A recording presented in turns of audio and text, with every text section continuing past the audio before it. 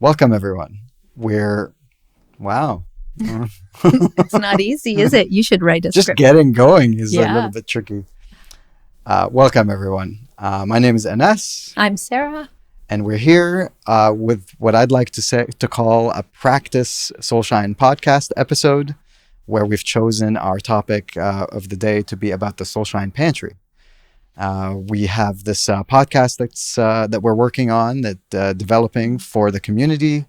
That is a discussion and a dialogue around what it'll really take to build an intentional community that makes sense, that is in alignment with true human values. And we're going to do our best anyway at exploring these topics. It'll be myself, Sarah, and a number of guests from our community that will be diving deep into what it takes to be a real intentional community and to develop something that is truly sustainable and resilient. And a part of the resilience question is, of course, the Soulshine Pantry. And so we're here today to talk about the reasons why we are developing this project. And yeah, take it from there, maybe. Okay, so for those of you who are new to this topic, the pantry is a project where we are acquiring organic pantry items in bulk and then distributing them to the community. We're also providing an opportunity for people in the community to share goods that they're making themselves with each other. So it's a distribution network for that. And so on a practical level, we're doing it every couple of months, and it's just beginning. We're in the midst of our second round. So, we have a central Toronto hub where the goods come to, we package them up, and then they're distributed to hubs all over Southern Ontario. Depending on where you live, you can pick your items up at a hub. And we'll talk more about sort of the benefit of that and what that does as we go. Yeah. So that's the pantry. And maybe just like in our previous practice run, maybe we can talk a little bit before we get into the reasons for maybe why we're doing it on a really a community level. We can talk about our personal reasons for why it's an important project to pursue. We're both volunteers. We're both doing this out of as a passion project. And so maybe I can start by saying that this was always a passion project for me. I used to be a Monsanto protester, back in the day. And in the process of being in that realm, I've always believed bringing the food system closer to the individual, getting closer to the farm to table model is always going to be better than what we have now, which is a corporatized, large-scale food system that's owned by multinational organizations, and of course the quality of which is questionable. But the distribution system itself is also lacking in local connection. And I believe that the food systems and our relationship to food is integral to who we are as people. And I would say it's probably one of the most impactful systems in our civilization for our overall footprint and how we feel as human beings. So for me, I do come from a little bit of a professional background in this, but also sort of like I have that protest energy, as always. And then for you, it's similar, but you come from a different angle as well than I do. Yeah, I mean, I was raised in that environment where we moved to the country and grew food so that we could be self-sufficient.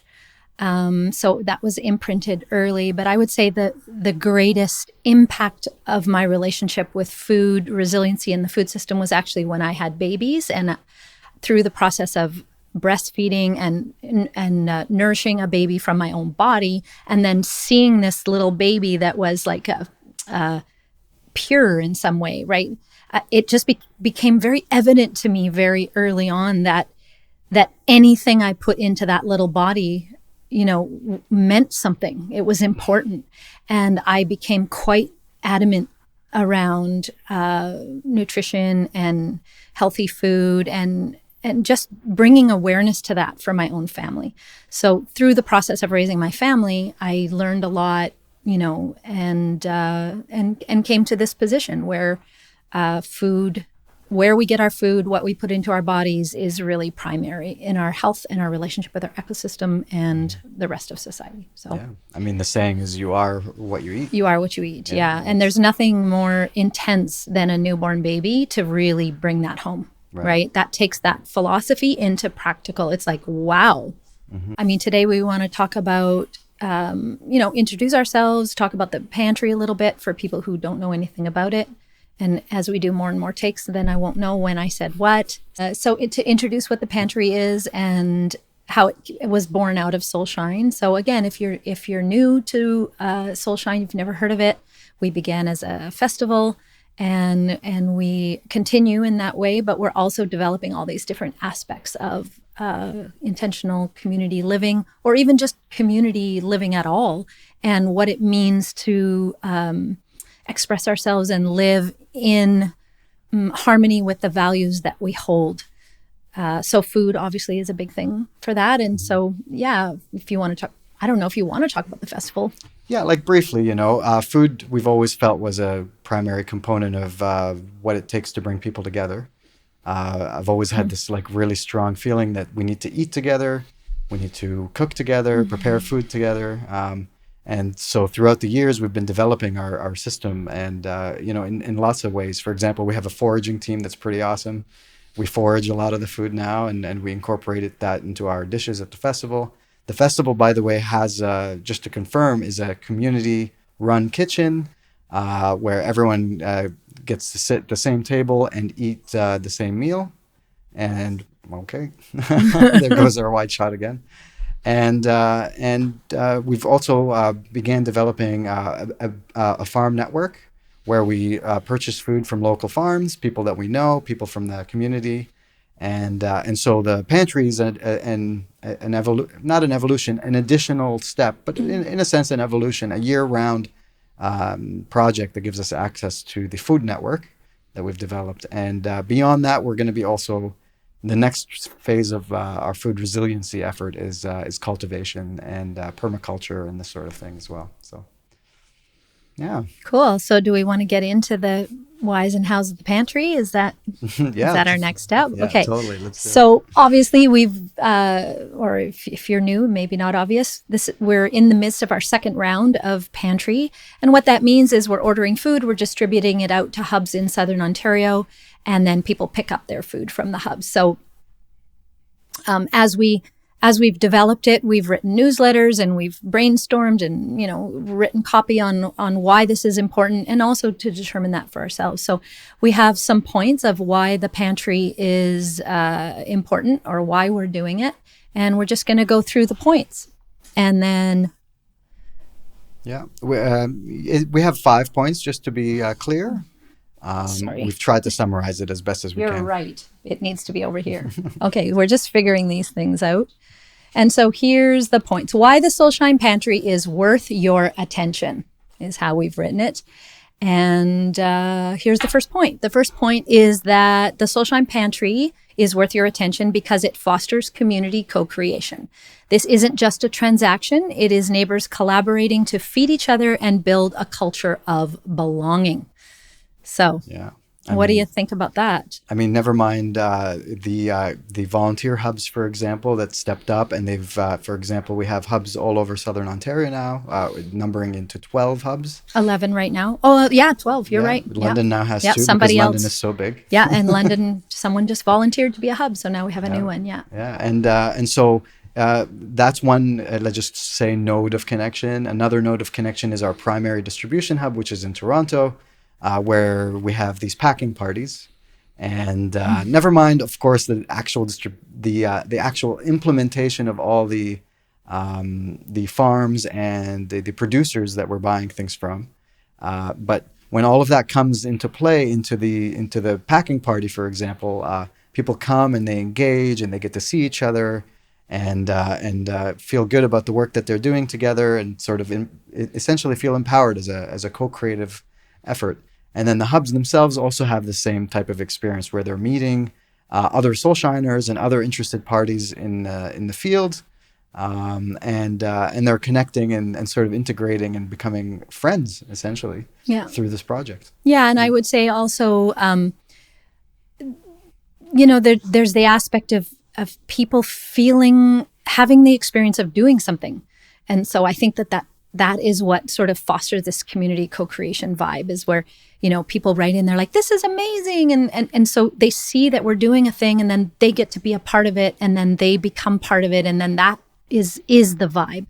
Like I have lots of interesting email, exchanges with people, new people with questions, or people who are coming back, or people who have things that they want to share. And every one of these interactions creates community because we're communicating, right? So it's good. Anything else about that, or should we go on to number 2? Because we're going to say all the things in the first, right? Okay, so the second one is it provide the Soulshine Pantry is worth your attention because it provides access to quality organic food at lower prices. By buying together, we all save more and eat better. So just really, this is a practical thing. We buy in bulk, and then we can pass those savings on to the Soulshiners or the people that are participating, and it really is cheaper. So for me, the amazing thing when this started, I didn't know that. I didn't know if it was or not. I assumed it was, but I didn't really know. And then as I started to compare prices and from suppliers and then look at my local health food store, look at Costco, look at online health food store and all the different ways you could buy these things, my local bulk store, which is actually ridiculously expensive. I was pleasantly surprised with how much cheaper we could offer these products to our own community and still have just enough profit margin to pay for delivery and the few other things, which is how we roll. Yeah, and I mean, beyond just bulk buying to save money, essentially when you purchase food, for example, in a store front, like a brick and mortar, you're paying for the rent of that store, you're paying for the employees, you're sort of paying for the insurance of that they're sort of engaged in, and all the other expenses that come with a brick and mortar, which we've essentially skirted by creating our own network. Even though there are still expenses, there's also a third layer, which that has to do with shrinkage, food shrinkage. And so when we're engaged in purchasing food fresh and sometimes pantry items, of course, they have a longer shelf life, and we're distributing them as we go, we don't have an element of loss, where usually when you go into like a Loblaws or something like that, when you see all the perfect tomatoes, that's because they throw out like a quarter of them, just to make sure that your experience is as pleasant as can be. But I think we've also the dynamic of creating a network like this means that we don't have to engage in that. So all of those savings, all three would. And further, I would say the packaging piece, right? We're buying in bulk and then putting things in brown paper bags. Yeah. So the packaging, and then when you take it home, then you can put it in your own containers, glass containers or whatever it is. So, this becomes also significant in terms of environmental impact and all these things. Yeah. Okay, so let's go to the next. Actually, even before, just to interrupt, I would say that this is, the core piece that normally would be enough. For just the packaging. Oh, no, I mean the pricing. The price, yeah. Like that would normally be enough to engage in something like this. And there are other projects. They're not quite community-based like the way that ours is. And they exist solely based on that one point alone. They don't have the rest of it. So just before we move on to the final or to the next point, I want to say that, it is the way with Soulshine that we mitigate costs and we can keep the prices low because people are donating things and people are sharing their time and their energy. So, if I'm storing the food at my house, that would normally be a cost, but it isn't a cost because I'm just doing that because I believe in it and it feels good to me and I want to contribute that. People come and do the packaging and there's a way that the reason that we can not be commercial is because we're community. And so that kind of goes back to the first point too, is that it's community building. It's like, this is a way to actually support each other. So, I just want to say that using our resources, using our resources to support each other. Yeah, exactly. And that means people pay less. So, okay. So why the Soulshine Pantry is worth your attention? Because it creates a community-wide logistics and distribution network.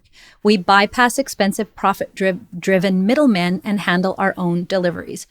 So we already spoke to how, my last point sort of spoke to this, but the actual delivery system is kind of its own point, which is this. So, and if I can speak back to maybe one of the projects that I was a part of earlier, is that we had a distribution network similar to this, but we also delivered to the door. That was also a part of what we did. But what we flipped it a little bit with this project, where essentially, if you want to pick up your own, if you want to be involved, you go to a hub and pick it up yourself. So the part that is usually pretty expensive is actually that final bit that is also very tricky to manage and to implement. And so we're asking people to meet us halfway, essentially, and to come into the hub, meet the hub owner, and engage with them and pick up their own delivery that way. So that's one of the ways it's become much more cost effective. Our job is just to make sure, or the community's job would be to expand the hub network as much as we can, but that the distribution costs are significantly lower because we don't do that final doorstep. Right. And again, it goes back to the point before, which is you give a little bit and then you get a lower cost. So it's works out for everybody. Yeah. Okay. Next one. Okay. It is worth the Soulshine Pantry is worth your attention because it supports Soulshiners' cottage industries. By building an internal community marketplace, our pantry is creating member resilience. So this is one of my favorite parts of the pantry. I love this idea that people were making things at home and we're doing things, and then we have a network to share these things with each other. For me, that really is community, and that kind of takes it to the next level. It's not just like lentils. It's actually things you make. And that just feels like community and caring and resilience and all good things to me. Yeah. So, I mean, for me, that's a really big piece for resilience. If we can continue to push with creating our own product, our own food sources, that never mind that we have the distribution network and we're able to do that, we in times of strife or in times of difficulty and social upheaval, this is a big point for many of us actually, where we can begin to rely on this thing that we're creating, where we're growing our own hemp, we're growing our own sources of fiber and fat and proteins. And so never mind also the more advanced products that we're beginning to see in the pantry, let's just call it beauty products or health products, natural health products, I should say. And all of that's being generated from within and essentially traded in this private network amongst each other. So it is a really big piece for resilience for us to be able to support producers and to allow them to create and to have a way to do that. And we didn't really go into this too much, but the idea of a distribution network, which ties into all this, for me, in light of recent activities, I feel like this is important because, who knows what we might need to distribute. It could be information, it could be moving goods around, it's like, I just think this is always going to be a good plan to have a distribution network. Yeah, I mean, we didn't say it earlier, but we did have a moment where our pantry, the first round of our pantry was during the time that Canada Post was on strike. Oh, that's right. Yeah. And everybody was starting to think twice about how do we manage ourselves when this one organization, this government organization, essentially, even though it's a quasi-government organization, when it goes down, then it's some businesses are literally over. Yeah. The resilience piece is really becoming a real question, a real world question. Yeah. Amazing. Yeah. And in terms of supporting Soulshiners, the idea is eventually that, we wouldn't be buying bulk organic goods from a supplier. We would actually, as you said, be able to really source everything close to home. And, the dream is someday everything in the pantry. And my favorite is that already we have hemp covered. So that's super cool. We have really High quality, locally organic, made, locally produced hemp. not non-irradiated, Which is a big thing, irradiated. right? What is it? Irradiation is a big thing. Yeah, Yeah. yeah, yeah. Yeah. Okay, Almost everything's irradiated in the store. so we have one more point. Let's get to it, and then we Yeah. can wrap it up. Okay, so the fifth point is the Soulshine Pantry is worth your attention because it potentially generates purposeful paid work. The larger we grow, the more we can offer meaningful employment to our members. So, yeah, I mean, right now it's really, we're basically breaking even. The people who are getting paid are the drivers, their gas, and their time. So that position is already paid and will continue to be. On the first round, I think I made $4 an hour. It turned out to be. So I wouldn't say I'm getting paid, but I got a little bit to kind of compensate for, some of my expenses. But other than that, it's just paying for itself right now at the level we're at. So if we were, for instance, I think the first order, it's cool if we say this, it was around $6,000. And if we were to double that, then we would have some profit. And then we could actually pay people to pack. There could be a little bit of rent for storage. There could be, then that money gets just distributed equitably to the people doing the work. So the goal, perhaps, the goals I think we've already stated, but it is potentially a goal that if we could even double the amount to 10 to 12,000 per round, then this would be one of the first opportunities that we've had to actually get paid a little bit of money. So is that why we're doing it? No, but would that be amazing? Yes, that would be amazing. And just to be clear, just because the language is, we have to be careful. It's not profit, of course. There's no profit being made. Sorry. Nobody's even their expenses aren't even covered most of the time. Right. So it's an income sort of sharing model, again, based on who needs it and whatever. Normally, again, like in a brick and mortar store, you're renting a place and there's really real expenses. So when someone gives us their basement or gives us, their garage for some reason, or we have to build shelving and we have to accommodate some health and safety considerations like any other place, that all these expenses have to be accounted for. So the larger the volume, the more we have some room to play with, for sure. And again, like you said, we started with drivers because they're on the road and they actually they take a lot of risk as driving, and then we're going to work backwards. But there's also a way to maybe solve these things with trade and with other forms of equitable exchange. For example, the packing party, maybe you leave with some apples or something like that. So we haven't totally figured it out in terms of the exact solution, but we feel and we now know that it's simply a matter of volume, and then we can do all sorts of things with the money. Yeah.